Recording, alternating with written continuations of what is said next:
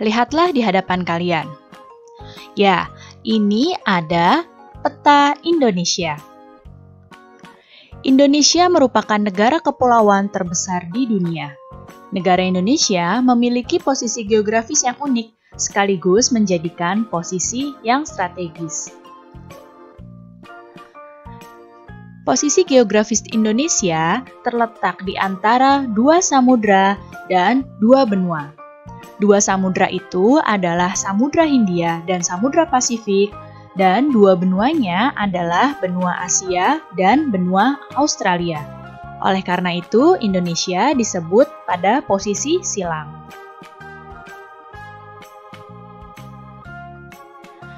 Letak Indonesia ada letak geografis yang pertama, yaitu letak suatu wilayah dilihat dari kenyataannya di permukaan bumi. Ya, jadi tadi letak geografis Indonesia di antara Samudra Hindia dan Samudra Pasifik, serta di antara benua Asia dan benua Australia. Dan ada juga disebut dengan letak astronomis. Letak astronomis adalah letak wilayah dilihat dari posisinya di garis lintang dan garis bujur.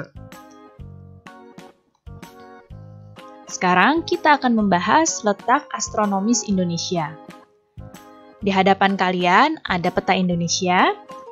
Nah, yang disebut dengan garis bujur adalah yang ini. Lihat garis merah ini. Nah, ini disebut dengan garis bujur. Garis bujur adalah garis yang menghubungkan kutub utara dan selatan. Ya, ini garis bujur yang ini. Nah, yang menghubungkan dari utara ke selatan. Ini disebut dengan garis bujur. Garis bujur Indonesia di antara 95 derajat bujur timur hingga 141 bujur timur. Kita bisa lihat di sini, di ujungnya Indonesia ini terletak pada 95 derajat bujur timur. Ya, bisa kalian lihat di sini. Dan sampai dengan 141 bujur timur. Nah, di sini batasnya Indonesia sampai di sini nih, yang Ibu tandai dengan garis berwarna oranye. Nah, di sini adalah 141 derajat bujur timur. Kemudian, garis yang ini, lihat panah yang ini, disebut dengan garis lintang, yaitu garis yang membagi bumi menjadi dua, yaitu belahan utara dan belahan selatan. Ya, yang ini adalah garis lintang yang membelah bumi menjadi belahan utara dan belahan selatan. Garis lintang Indonesia di antara 6 derajat lintang utara hingga 11 derajat lintang selatan. Bisa kalian lihat di sini titiknya bisa kita tentukan adalah 6 derajat lintang utara. Ya, bisa kalian lihat di sini hingga 11 derajat lintang selatan. Nah, di sini di Kupang atau di Nusa Tenggara Timur ini ada di 11 derajat lintang selatan. Nah, yang garis oranye yang bawah ini. Jadi ini ya letak astronomis Indonesia, yaitu di antara 95 derajat bujur timur hingga 141 derajat bujur timur dan 6 derajat lintang utara hingga 11 derajat lintang selatan. Penduduk Indonesia tersebar dari Sabang hingga Merauke. Begitu banyak suku, agama, dan bahasa yang ada di Indonesia.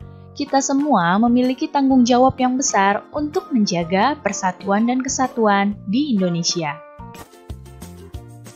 Perhatikan gambar yang ada di hadapan kalian. Amatilah gambar tersebut dengan baik. Menurutmu, apakah Indonesia memiliki kenampakan alam seperti gambar yang ada di hadapanmu ini? Ya, Indonesia memiliki kenampakan alam seperti pada gambar. Indonesia memiliki dataran tinggi, memiliki pantai, memiliki perkotaan, dan juga memiliki dataran rendah.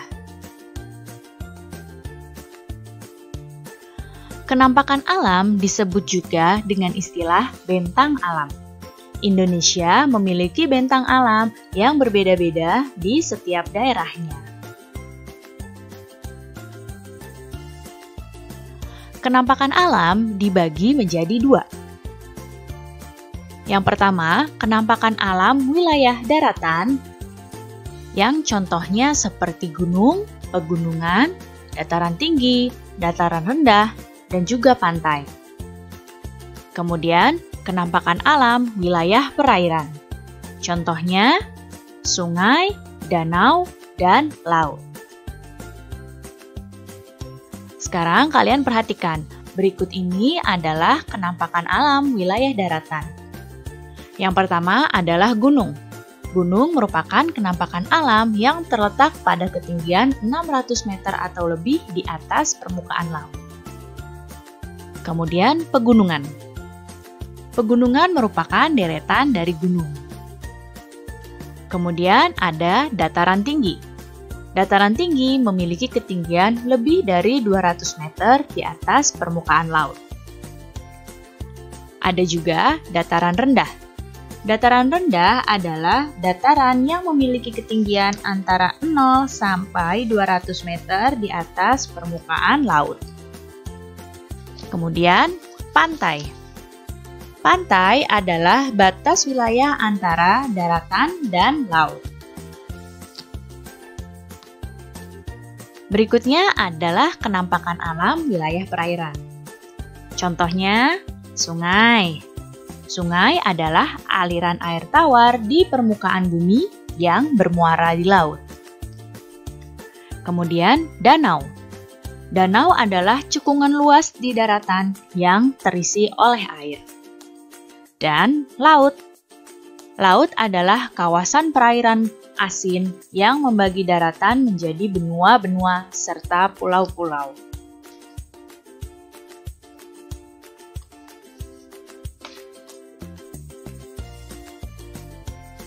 Manusia melakukan adaptasi berbeda-beda antara satu dengan yang lain.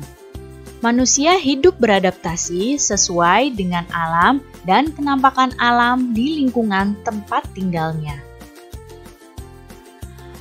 Adaptasi yang dilakukan manusia yaitu adaptasi dalam jenis mata pencarian utama.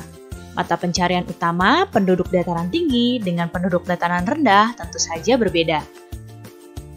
Kemudian, adaptasi yang berikutnya adalah makanan.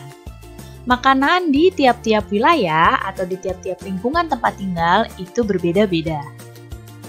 Kemudian jenis tempat tinggal. Berikutnya juga pakaian yang dikenakan. Pada peralatan rumah tangga dan juga teknologi.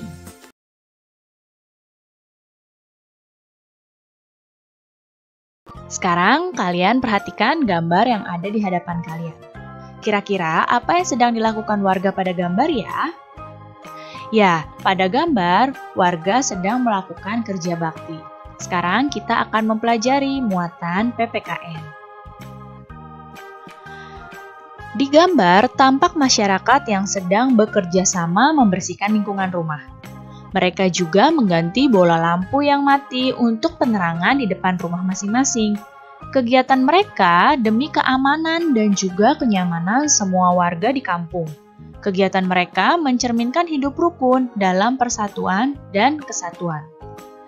Kegiatan gotong royong seperti pada gambar dilakukan secara bersama-sama agar terasa lebih ringan dan juga lebih cepat selesainya. Berikut ini beberapa contoh kegiatan gotong royong di dalam masyarakat. Contohnya membersihkan selokan yang pertama, kemudian contoh berikutnya membersihkan desa. Kemudian bisa membangun jembatan dan kegiatan menanam tanaman di desa. Masih banyak lagi contoh kegiatan gotong royong yang lainnya. Yang ini hanya beberapa saja ya yang Ibu contohkan.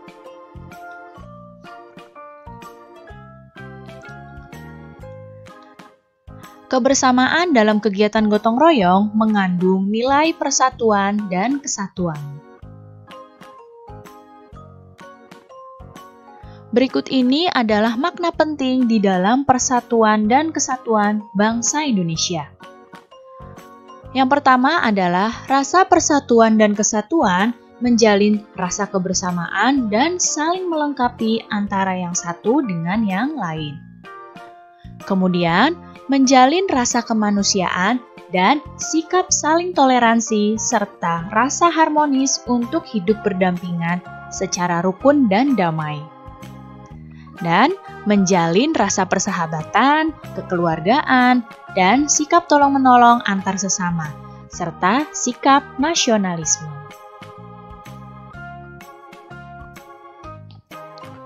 Kegiatan gotong royong mengandung nilai persatuan. Nilai persatuan dan kesatuan tampak dengan adanya sikap toleran antar warga masyarakat dan terjalinnya rasa kekeluargaan yang semakin erat. Kalian sebagai generasi penerus, tugasnya adalah meneruskan semangat gotong royong di dalam lingkungan masyarakat. Bisa ya? Meskipun alam dan kenampakan alam daerah satu dengan daerah yang lainnya berbeda-beda, kita sebagai masyarakat Indonesia harus menjunjung tinggi nilai-nilai persatuan dan kesatuan. Untuk mewujudkan nilai-nilai persatuan dan kesatuan, dapat dimulai dari hal-hal kecil yang ada di sekitar kita. Sekarang kita akan mempelajari muatan PPKN.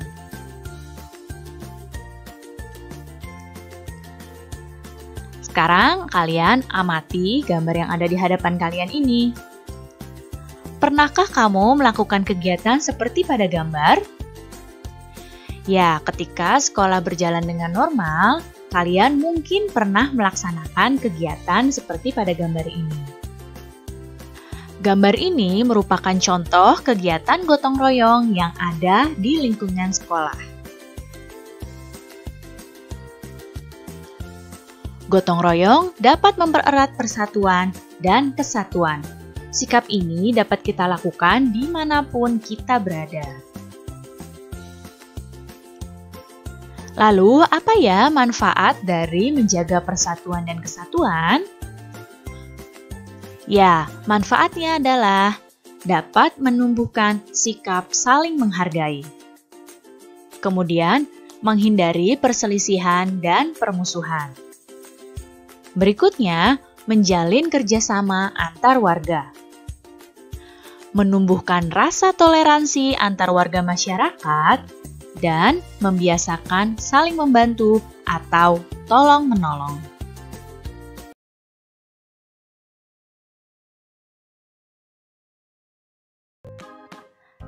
Perhatikan gambar yang ada di hadapan kalian. Ya, di hadapan kalian ini adalah gambar iklan. Namun, yang di hadapan kalian ini adalah iklan layanan masyarakat. Masih ingatkah kamu dengan iklan layanan masyarakat? Sekarang kita akan mempelajari muatan bahasa Indonesia. Iklan layanan masyarakat adalah iklan yang berisi pesan-pesan sosial. Berikut ini adalah ciri-ciri dari iklan layanan masyarakat. Yang pertama, iklannya tidak bertujuan untuk mendapat keuntungan. Kemudian, iklannya ini bersifat umum dan diperuntukkan bagi semua lapisan masyarakat. Seperti contoh yang tadi telah kalian lihat ya, iklan untuk menjaga persatuan dan kesatuan dalam kehidupan sehari-hari.